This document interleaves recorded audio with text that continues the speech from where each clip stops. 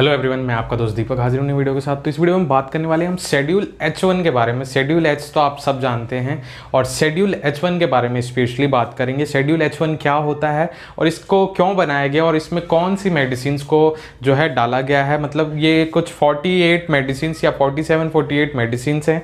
Update आने के साथ जो है मेडिसिन के काउंट भी बढ़ते रहते हैं। तो शेड्यूल H1 होता क्या है, इस बारे में जानेंगे। शेड्यूल्स आप जानते हैं, अगर आप ड्रग्स के बारे में जानना चाहते हैं तो कई सारी ड्रग्स जो है अलग अलग शेड्यूल्स के लिए होती हैं। कुछ ड्रग्स जैसे हार्मोनल प्रिपरेशंस होती हैं, उनको शेड्यूल जी में रखा होता है।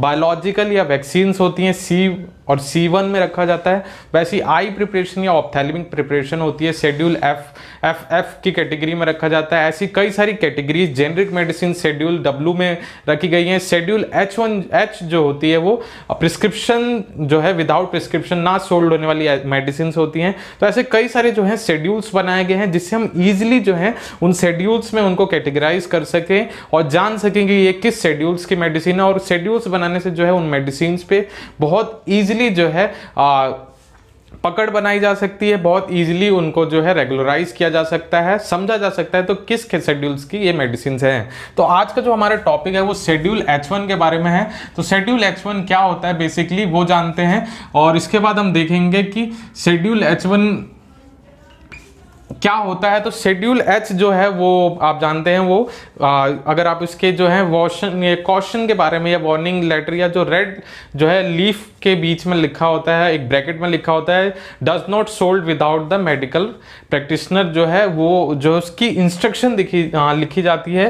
तो शेड्यूल जो H1 है वो कुछ इस तरीके का ही है, मगर इसमें कुछ ऐसी मेडिसिन जो स्पेशल मेडिसिन रखी जाती हैं जिससे जो है उनका मिसयूज बेसिकली किस पर्पज के लिए बनाया गया। तो सबसे पहले जो है अगर शेड्यूल H1 की बात करें तो ये मिसयूज जो है उन ड्रग्स का बचाने के लिए जो है यूज किया जाता है। जो हैबिट फॉर्मिंग ड्रग्स होती हैं उन ड्रग्स को जो है इस कैटेगरी में रखा जाता है।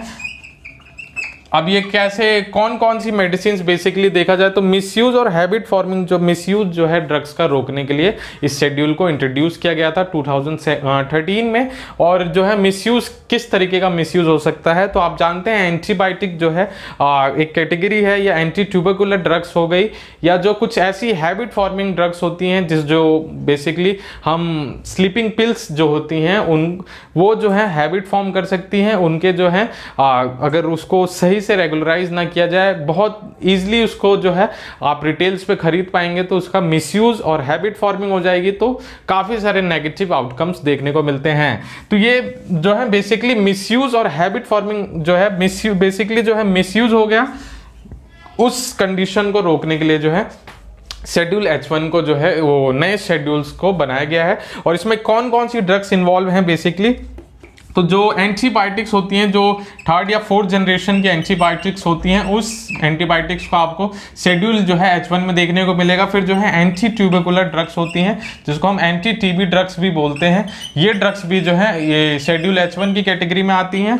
और जो हैबिट फॉर्मिंग ड्रग्स होती हैं वो भी ड्रग्स जो है इस शेड्यूल में देखने को आपको मिल जाएगी। तो ये कुछ 47 या 48 ड्रग्स होती हैं। कुछ ड्रग्स जैसे आप अगर हम हायर एंटीबायोटिक्स की बात करें तो जो होती है मेरोपेनम जो है हायर एंटीबायोटिक है, ये जो है आपको इसमें देखने को मिलेगा। फिर जो है इट्रापेनम जो है वो भी जो है इसमें देखने को मिलेगा, फेरोपेनम, ऐसी कई सारी एंटीबायोटिक्स जो होती हैं वो सिपेक्सिम जो हो गया, ये सारी जो है एंटीबायोटिक्स आपको 3rd या 4th जनरेशन की सिफोलोस्पोरिन्स हो गई, वो आपको एंटीबायोटिक्स या जो है शेड्यूल H1 की कैटेगरी में देखने को मिलता है। फिर एंटी ट्यूबरकुलर की ड्रग्स की बात करें तो जो है आइसोनियाजाइड हो गया, आइसोनियाजाइड जो है आपको इसकी कैटेगरी में देखने को मिलेगा। फिर स्ट्रेप्टोमाइसिन हो गया, ऐसी कई सारी जो ड्रग्स हैं वो आपको इसमें देखने को मिल सकती है। तो आप उस लिस्ट को डाउनलोड कर सकते हैं और मैं वो लिस्ट जो है अपनी वेबसाइट पर भी जो है दे दूंगा, आप वहां से भी रीड कर सकते हैं कि कौन सी मेडिसिन जो है बेसिकली शेड्यूल H1 में देखने को मिलती है। फिर हैबिट फॉर्मिंग ड्रग्स की बात करें तो इसमें जैसे होती हैं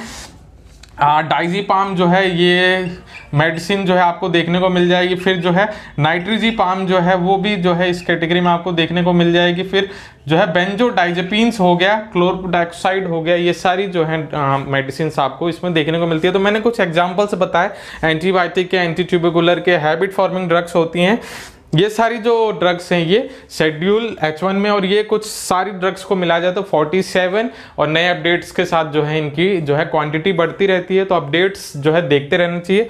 और इन ड्रग्स को क्या है स्पेशली क्यों जो है इन ड्रग्स के लिए क्या करना पड़ता है, बेसिकली इन ड्रग्स का जो है रिकॉर्ड जो है आपको बना के रखना पड़ता है। इसका एक सेपरेट रजिस्टर बनाया जाता है जिसमें हम प्रिस्क्राइबर का नाम, उसकी एड्रेस, पेशेंट का नाम, कौन सी ड्रग है, क्या क्वांटिटी में आप दे रहे हैं, ये सारी जो है इंफॉर्मेशन जो है शेड्यूल H1 के रजिस्टर में आपको मेंटेन करना पड़ता है। और ये लगभग 3 साल तक जो है इसको मेंटेन करके रखना पड़ता है। इसके सेल्स हो गए, इसके परचेज हो गए, ये सारे रिकॉर्ड्स जो है आपको क्रोनोलॉजिकली ऑर्डर में जिसको भी आप डिस्पेंस कर रहे हैं और जितनी क्वांटिटी प्रिस्क्रिप्शन में लिखी हुई है उसके प्रिस्क्रिप्शन को भी आपको उसकी जो है कॉपी जो है आपको एज अ रिकॉर्ड रखनी पड़ती है, क्योंकि ये बहुत ही क्रूशियल कैटेगरी ऑफ ड्रग्स हैं। और ये अगर इनको हम ये शेड्यूल्स अगर ना बनाए जाएं तो इनके कितने नेगेटिव आउटकम्स हो सकते हैं। तो आप जानते हैं एंटीबायोटिक रेजिस्टेंस है वो धीरे धीरे इंक्रीज हो रहा है।